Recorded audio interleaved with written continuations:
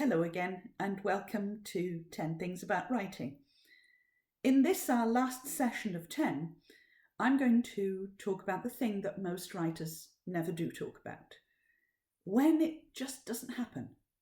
When it just doesn't work. For some reason, you turn on your computer, you're there, you're ready to go, and nothing comes. And I'm here to tell you that this happens to all of us. It doesn't matter how successful you are. It will happen to you if you are a writer.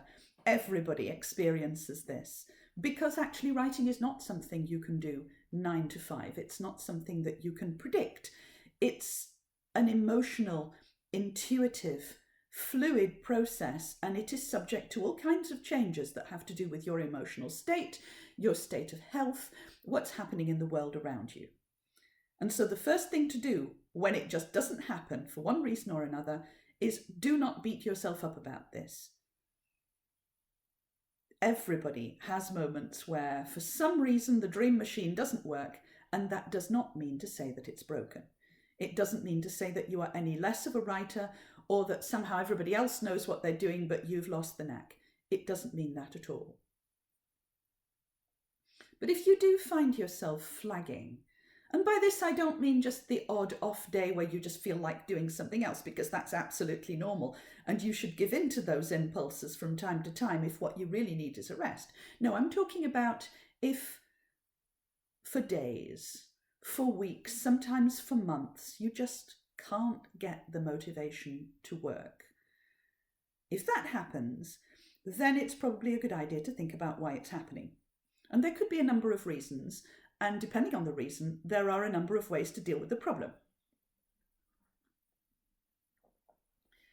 The first thing is to look at your mental health, because writer's block, and I use this term advisedly because writer's block is a very specific thing, quite rare and linked with mental health issues.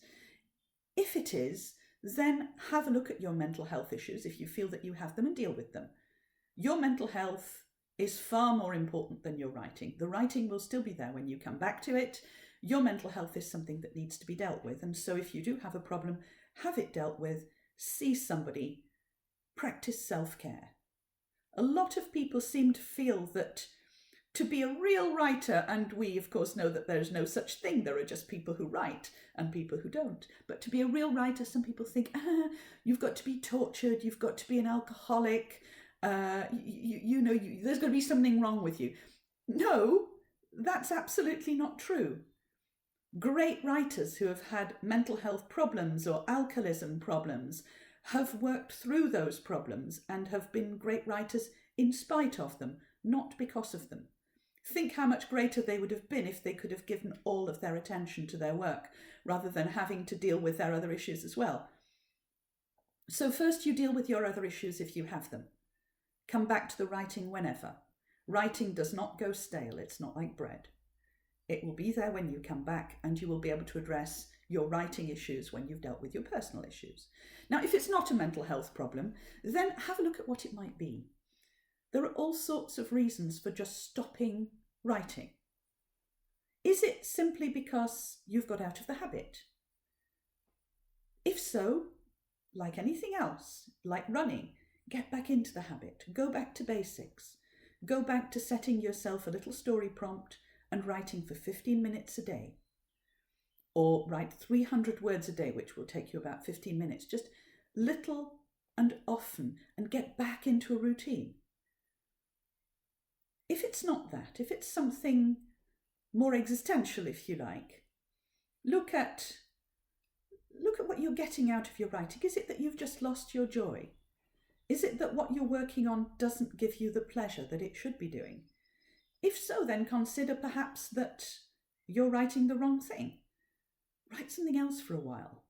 Go back to something that genuinely gives you joy, whether that is fan fiction, whether it's writing stories, whether it's writing story prompts. Just step away from whatever it is that's blocking you and go back to something that you really like. It doesn't have to be for public consumption. This is self-care, remember. You are doing something to get you back into the zone. Are you feeling under too much pressure? That could be. It could be that somebody else is putting you under pressure. It could be that you actually have a deadline and that, like me, you're a bit phobic of deadlines and you don't want to address that. If you have a publisher and they have given you a deadline, I find that it's best to talk to them about it and say, look, I'm not going to make this deadline. Give me another 6 months. Give me another year. Sometimes just removing that layer of pressure can totally cure any problem you have getting back into writing. It's worth a try. And if it's you putting yourself under pressure, then remember that if there is nobody who's given you a deadline, if this pressure is just coming from you, then you have created your own block and it's really up to you to solve it. Remember that you can't produce art without consuming art. It could simply be that your well has run dry because you've been working and working and working, and you just haven't been putting enough in to be able to take something of substance out. So go back to consuming art. Go back to the things that give you joy. Read books that you love. Reread books that you love. I'm a serial rereader, and I find that really good literature bears rereading and re-examining at different stages of life. But look at other kinds of art too. Look at pictures. Watch plays, watch films, play games, read graphic novels. Do things that allow you to consume art instead of constantly putting yourself under pressure to make art, and you will find that eventually, given time, your blockage will go away. And sometimes there's an actual cause for your lack of joy. Sometimes there is sorrow, there's grief, there is anxiety about what's going on in the world, and God help us, we all feel that. It is normal to feel those things getting in the way of your joy in writing. Accept that those things are normal. Accept that right now you're not feeling the joy of writing in a normal way, and feel permission, give yourself permission to step away for a while. Remember that to be a writer is not to write all the time. It is not to allow writing to eclipse your life. It's not to put it in the way of the world. It's a way of communicating with the world.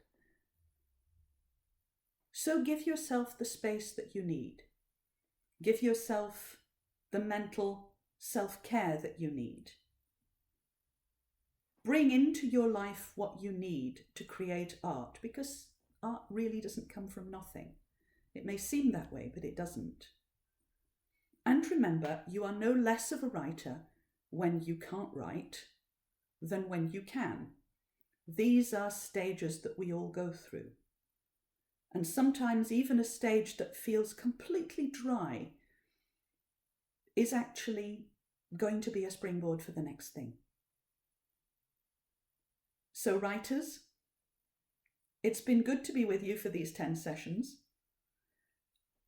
I will do some more, but not quite as regularly as this. I'll do some on a weekly basis, according to prompts that people will give me on Twitter, and I will post them up here and also on there. As always, if you have any questions for me, ask me them on Twitter, and I'll do my best to answer them. Until then, there is my book, 10 Things About Writing, available on Amazon, Kobo, Apple, or you can hardback it in December when it comes out. Until then, enjoy your writing, feel your joy, give yourself some space from time to time, and remember, sometimes the dream machine may feel that it's broken, but it never is. I'll see you soon. Bye-bye.